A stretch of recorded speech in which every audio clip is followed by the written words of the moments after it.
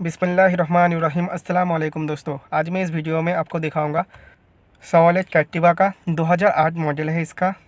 इसका जो AC panel है, इसका एसी पैनल कैसे काम करता है मैं आज इस वीडियो में आपको बताऊंगा। चलो सबसे पहले हम क्या कर लेते हैं, इसका जो इग्निशन है हम इग्निशन को सबसे पहले ऑन कर लेते हैं। देख रहे हो हमारा इग्निशन ऑन हो गया। अब जब इग्निशन ऑन हो गया, जब इसका एसी पैनल कैसे काम करता है सबसे पहले इसका देख लेते हैं। ये होता है हमारा टेम्परेचर को कंट्रोल करने वाला नोब। जब हमारे को एसी में करना होता है तो अब हमको इसको घुमा देना चाहिए, इस तरफ को घुमा देना चाहिए। उसके बाद जब आपको हीटर पे करना है तब ये नोब इस तरफ घुमाना चाहिए। जैसे आप देख रहे हो इसके अंदर जो 5 वोल्ट का सिग्नल जो टेम्परेचर एक्चुएटर होता है उसके अंदर जाता है। मैं इसका जब वायरिंग डायग्राम करूँगा तो आपको पता लग जाएगा। इसके अंदर फीडबैक देने के लिए एक वायर सीधा आता है, इस जो मॉड्यूल लगा है इस मॉड्यूल के अंदर वो फीडबैक शो करता है। यहाँ पर जैसे देख रहे हो मैं यहाँ से इस नोब को, यह भी पूरा हो गया एसी की तरफ। अब इसको हीटर पे तरफ करना है। जब हीटिंग चाहिए तब यहाँ से नोब देखो, ये हिस्सा यहाँ से देख रहे हो 19 डिग्री, 20, 21, 22, 24, 25, 26, 27, 30, ये हो गया हमारा हीटर का काम। ये कैसे काम करता है मैं इसको इधर से दिखाता हूँ। ये देखो ये होता है हमारा एक्चुएटर।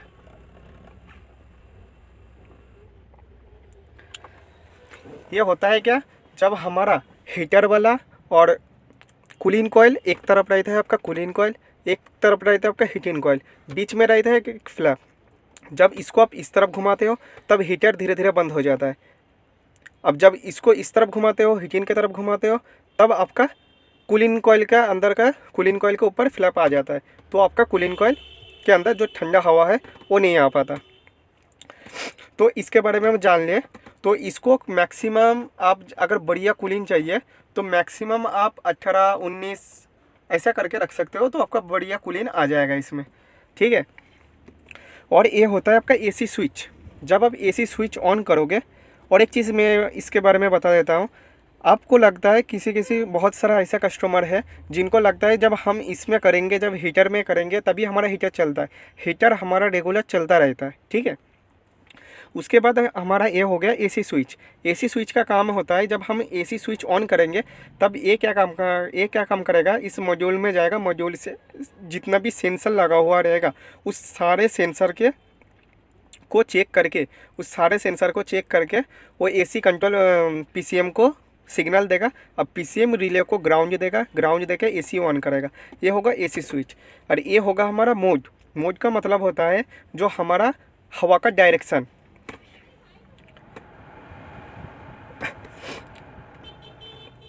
जैसे ये हमारा है हवा का डायरेक्शन, ठीक है। हवा का डायरेक्शन का मतलब होता है आपको हवा फेस पर चाहिए। यहाँ पर जो छेद देख रहे हो आप, ये होता है आपका फेस पर, ये होता है शीशे पर, और ये चीज़ जो देख रहे हो आप ये होता है पैरों पर। हवा को मतलब चारों तरफ से लेके आने के लिए ये मोड स्विच काम करता है। जैसे मैं इसको दबा रहा हूँ अभी, ये सिंबल देखो, ये होता है फीडबैक वाला जो तार आ रहा है ना, वो फीडबैक वाला तार इसको सिग्नल देता है।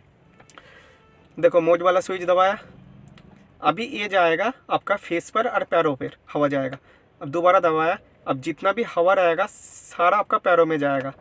उसके बाद ये जो मोड वाला एक्चुएटर रहेगा वो जाएगा आपका पैरों में और शीशे पर, ठीक है। उसके बाद जब और एक एक्चुएटर और एक राउंड घूमेगा तो इसका सारा हवा जाएगा आपका फेस पर, ठीक है। उसके बाद ये हो गया आपका डिफोगर स्विच। ये स्विच काम करता है जब आप इसको ऑन कर दोगे तब जितना भी हवा होगा ये सारा हवा शीशे में चला जाएगा। बारिश के मौसम में शीशे में बहुत सारा फॉग जम जाता है, वो फॉग को हटाने के लिए ये स्विच दिया जाता है, ठीक है। और ये वाला होता है डिफोगर स्विच। डिफोगर स्विच का मतलब क्या होता है, जो डिफोगर स्विच ये होता है आपका जो पीछे वाला जो शीशा है, वो शीशा को जब आप रिवर्स गाड़ी करते हो तब पीछे जब अगर बारिश पड़ गया, धूल मिट्टी जमा हो गया तो उसमें दिखाई नहीं देता बाहर का कुछ। तो वो देखने के लिए बाहर एक हीटर एलिमेंट लगाया जाता है। आपको पिक्चर में दिख रहा होगा एक हीटर एलिमेंट होता है। ये स्विच अगर जब दबाओगे तो वो शीशा के जो हीटर एलिमेंट है वो बहुत ज़्यादा गर्म हो जाएगा। गर्म होने से जो फॉग जम जाएगा, फॉग हट जाएगा, तो आपको आराम से दिख जाएगा। उसके बाद ये वाला जो स्विच होता है ऑटो स्विच, ये स्विच क्या काम करता है, ये जितना भी ये वाला जो ऑटो स्विच होगा, ये ऑटो स्विच बहुत ज़्यादा यूज़फुल होता है जब ऑटोमेटिक क्लाइमेट कंट्रोल होता है। इसका काम क्या होता है, जब इसको आप ऑन कर दोगे, ठीक है, जब इसको ऑन कर दोगे, जैसे मैं आपको ऑन कर दे रहा हूँ, यहाँ पर सिग्नल आ गया, देखो ऑटो नाम का सिग्नल आ गया, तो मैंने ऑफ़ कर दिया। जैसे ऑफ़ कर दिया है, देखो मैंने ये ऑफ़ कर दिया। अब ये होगा मैनुअल सिस्टम। यहाँ से देखो हम जितना ब्लोअर स्विच को ऑन करेंगे मैनुअल हिसाब से ऑपरेट करना शुरू हो जाएगा, क्योंकि जब हम इसको ऑन कर देंगे, मैं इसको ऑन कर रहा हूँ, यहाँ से देखो यहाँ पर ऑटो सिग्नल आ जाएगा। अब ब्लोअर का स्पीड देखो धीरे धीरे ऑटोमेटिक बनने लगेगा। ये किस लिए होता है, ये होता है यहाँ पर जो सनलोड सेंसर लगा हुआ है, ये वाला सेंसर क्या करता है, सूरज का टेम्परेचर देख के ये ब्लोअर का स्पीड कम ज़्यादा करता रहता है, जैसे अंदर का टेम्परेचर जल्दी से जल्दी ठंडा कर सके। इसका काम यही है। जो भी ऑटोमेटिक होगा वो उसके लिए ये स्विच देगा रहेगा। ये कंप्रेसर को जितना भी सेंसर होगा ये खुद से ऑटोमेटिक करने लगेगा, आपको कुछ करने की ज़रूरत नहीं पड़ेगा। जब आप क्या करोगे, जब आप सुबह धूप में गाड़ी चलाओगे तो ब्लोअर स्पीड ऑटोमेटिक बढ़ जाएगा। जब आप धीरे धीरे शाम को टाइम आ जाएगा, ठंडा मौसम आ जाएगा, तो ब्लोअर स्पीड वो ऑटोमेटिक कम हो जाएगा। तो इसका काम यही होता है, जो पैसेंजर जो कस्टमर है उसको आराम मिलना चाहिए, उसको कंफर्टेबल होने के लिए ऑटो वाला स्विच दिया जाता है। उसके बाद ये वाला स्विच, जो ये वाला ऑफ वाला स्विच है, ये पूरा ऑटोमेटिक एसी कंट्रोल मॉड्यूल को बंद करने के लिए ये स्विच लगाया जाता है। जब आप सबसे ऑटो ऑन कर दे रहे हो, अब देखो ब्लोअर स्विच धीरे धीरे बढ़ गया, ठीक है, आवाज़ आ रहा होगा आपको, बहुत तेज़ी से हवा आ रहा है इसमें।